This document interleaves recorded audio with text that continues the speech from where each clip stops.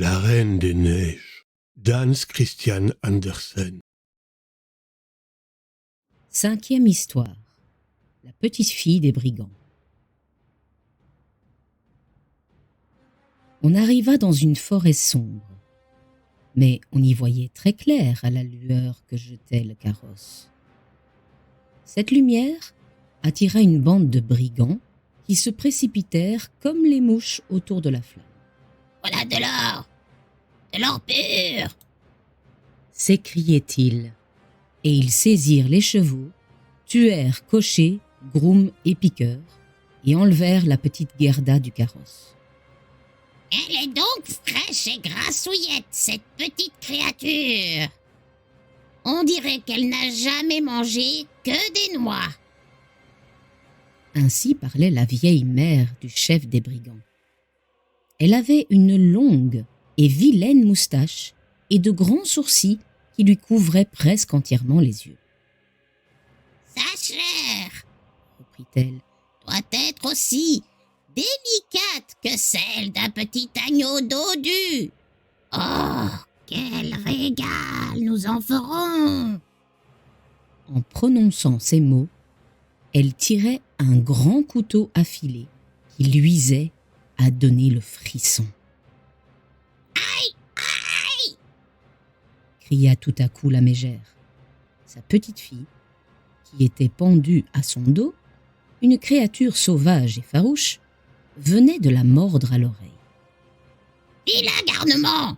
dit la grand-mère, et elle s'apprêtait de nouveau à égorger Gerda. « Je veux qu'elle joue avec moi !» dit la petite brigande. « Elle va me donner son manchon et sa belle robe, et elle couchera avec moi dans mon lit. » Elle mordit de nouveau sa grand-mère, qui, de douleur, sauta en l'air. Les bandits riaient en voyant les bonds de la vieille sorcière. « Je veux entrer dans la voiture !» dit la petite fille des brigands.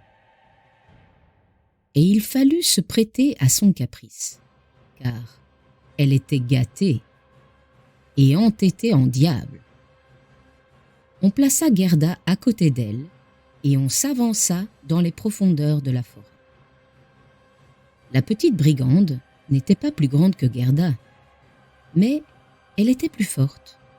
Elle était trapue. Son teint était brun, ses yeux noirs. Ils étaient inquiets, presque tristes. Elle saisit Gerda, brusquement, et la tint embrassée. « Sois tranquille, » dit-elle. « Ils ne te tueront pas tant que je ne me fâcherai pas contre toi. Tu es sans doute une princesse ?»« Non, » répondit Gerda. Et elle raconta toutes ses aventures à la recherche du petit Kay. La fille des brigands ouvrait de grands yeux sombres et contemplait avec l'attention la plus sérieuse l'enfant à qui étaient arrivées des choses si étranges. Puis, elle hocha la tête d'un air de défi. « Ils ne te tueront pas, » reprit-elle. « Même si je me fâchais contre toi. C'est moi-même alors qui te tuerais. » Elle essuya les larmes qui coulaient des yeux de Gerda. Puis, elle fourra ses 2 mains dans le beau manchon qui était si chaud et si doux. On marchait toujours. Enfin, la voiture s'arrêta. On était dans la cour d'un vieux château, à moitié en ruine, qui servait de repère aux bandits. À leur entrée, des vols de nombreux corbeaux s'envolèrent avec de longs croassements. D'énormes bulldogs accoururent en bondissant. Ils avaient l'air féroces. Chacun semblait de taille à dévorer un homme. Ils n'aboyaient pas. Cela leur était défendu. Dans la grande salle, toute délabrée, brûlait, sur les dalles, un grand feu. La fumée s'élevait au plafond et s'échappait par où elle pouvait. Sur le feu bouillait un grand chaudron avec la soupe. Des lièvres et des lapins rôtissaient à la broche. On donna à boire et à manger aux 2 petites filles. Tu vas venir coucher avec moi et mes bêtes. » dit la petite brigande. Elles allèrent dans un coin de la salle où il y avait de la paille et des tapis. Au-dessus, plus de 100 pigeons dormaient sur des bâtons et des planches. Quelques-uns sortirent la tête de dessous l'aile lorsque les fillettes approchèrent. « Ils sont tous à moi. » dit la petite brigande, et elle en saisit un par les pieds et le secoua, le faisant battre des ailes. « Embrasse-le » fit-elle en le lançant à travers la figure de Gerda, et elle se mit à rire de la mine piteuse de celle-ci. « Tous ces pigeons, Prit-elle, sont domestiques, mais en voilà 2 autres, des ramiers, qu'il faut tenir enfermés, sinon ils s'envoleraient. Il n'y a pas de danger que je les laisse sortir du trou que tu vois là dans la muraille. Et puis voici mon favori, mon cher Bai. » elle tira d'un coin où il était attaché un jeune renne, qui avait autour du cou un collier de cuivre bien poli. « Celui-là aussi, il ne faut pas le perdre de vue, ou bien il prendrait la clé des champs. Tous les soirs, je m'amuse à lui chatouiller le cou avec mon couteau affilé. Il n'aime pas cela du tout. » La petite Cruelle prit en effet un long couteau dans une fente de la muraille et le promena sur le cou du renne. La pauvre bête, affolée de terreur, tirait sur sa corde, ruait, se débattait, à la grande joie de la petite brigande. Quand elle eut ri tout son saoul, elle se coucha, attirant Gerda auprès d'elle. « Vas-tu garder ton couteau pendant que tu dormiras ?»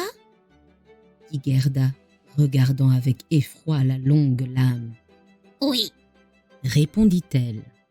je couche toujours avec mon couteau. On ne sait pas ce qui peut arriver. Mais raconte-moi de nouveau ce que tu m'as dit du petit quai et de tes aventures depuis que tu le cherches. » Gerda recommença son histoire.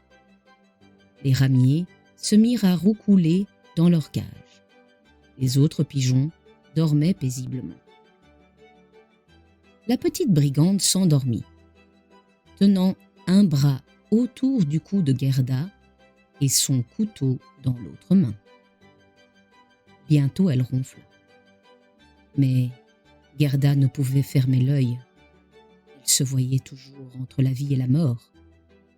Les brigands étaient assis autour du feu. Ils buvaient et chantaient. La vieille mégère dansait et faisait des cabrioles. Quel affreux spectacle pour la petite Gerda! Voilà que tout à coup, les ramiers se mirent à dire « Cours, cours! Nous avons vu le petit quai. Une poule blanche tirait son traîneau. Lui était assis dans celui de la Reine des Neiges. Il vint rapasser près de la forêt où nous étions, tout jeunes encore dans notre nid. La Reine des Neiges dirigea de notre côté son haleine glaciale.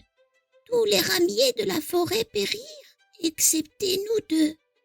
Cours, cours! Que dites-vous là, mes amis? s'écria Gerda.